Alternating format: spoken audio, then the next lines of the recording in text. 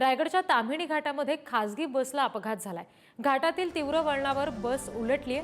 या अपघातात 5 जणांचा मृत्यू झालाय आणि 20 जण गंभीर जखमी आहेत। पुण्याहून रायगडकडे ही बस जात होती आणि तेव्हा बसला अपघात झाला।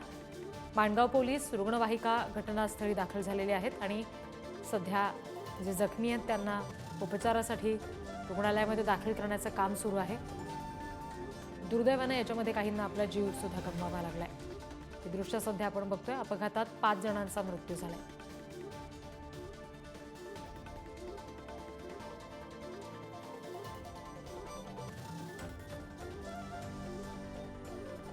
वीस जण या अपघातामध्ये गंभीर जखमी झालेले आहेत। तीव्र वळण होतं घाटातलं आणि तिथे ही खासगी बस पलटी झाली, त्यामुळे ताम्हिणी घाटात हा भीषण अपघात झालेला आहे। 5 जणांचा याच्यामध्ये मृत्यू झालेला आहे तर 20 जण गंभीर जखमी झालेले आहेत। माणगाव पोलीस या व्यतिरिक्त रुग्णवाहिका सुद्धा घटनास्थळी दाखल झालेले आहे आणि जे जखमी आहेत त्यांना उपचारासाठी रुग्णालयामध्ये दाखल करण्याचं काम सध्या सुरू आहे।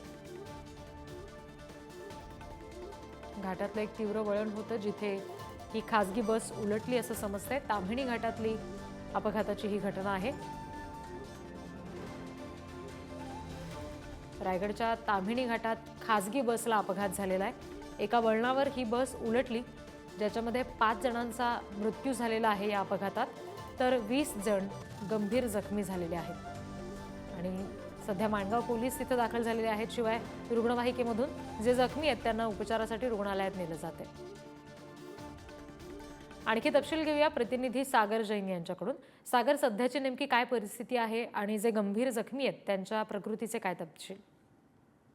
नक्कीच मॅडम, आज रायगडच्या माणगाव मार्ग येथे प्रायव्हेट बसचा अपघात सकाळी 9:15 ते 9:30 दरम्यान झालेला आहे। वरील बस चालकाचं नियंत्रण सुटून यामध्ये ती बस साईडला पलटी झालेली उतारावरती आणि ती पुण्याच्या दिशेकडून माणगावला महाडच्या दिशेने येत असताना ही माणगाव पोलीस हद्दीमध्ये पलटी झाली। सदरच्या बस अपघातामध्ये 3 महिला आणि 2 पुरुष हे जागीच मृत्यू झाल्याची प्राथमिक माहिती समोर आहे।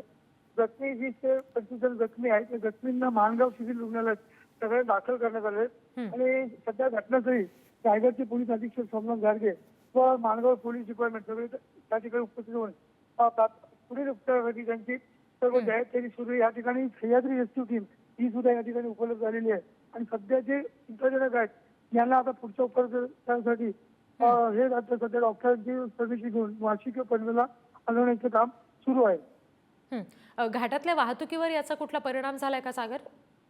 नाही मॅडम, सध्या कसं काही घटनास्थळी समजतात आजकाल सर्व नियंत्रण या ठिकाणी उपस्थित त्यांच्या सदस्याची बस ही बाजूला घेतलेली आहे, त्यामुळे ट्रॅफिक सध्या या ठिकाणची सुरळीतपणे सुरू आहे। जी सागर, धन्यवाद या सविस्तर तपशिलांसाठी।